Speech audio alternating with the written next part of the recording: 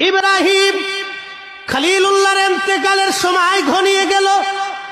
আজরাইল এসে বলল, ইব্রাহিম, প্রভু পাঠিয়েছে আপনাকে নিয়ে যাওয়ার জন্য, জান কবজ করব আমি এখন।